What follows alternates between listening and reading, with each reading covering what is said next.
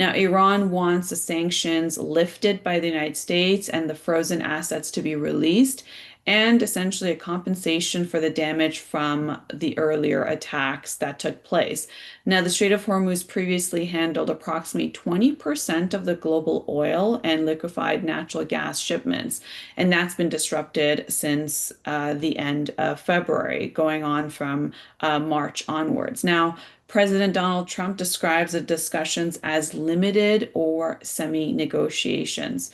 Now, this is very significant because you have this very strategic waterway that affects the energy sources when it comes to Pacific Asia as well as Asian markets, but it also has affected the pricing when it comes to gas prices at the pumps in North America. This is very significant because it is a key corridor which is connecting the Persian Gulf producers with international markets. Now, when it comes to military clashes, as well as attacks on commercial vessels, and the collapse of what would be a short-lived peace arrangement, if you recall, after the MOU was signed between the United States and Iran, it didn't take long before the fighting erupted again. But essentially, what it has created is restricted shipping as well as contributed to global energy price volatility as the prices change day by day and week by week.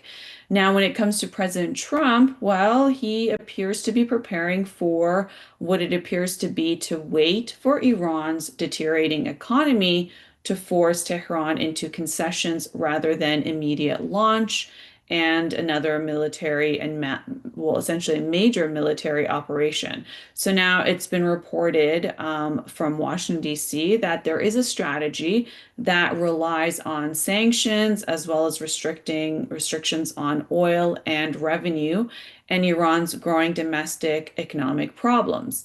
But it also threatens to prolong disruptions in the Strait of Hormuz, which increases the cost of oil and LNG worldwide.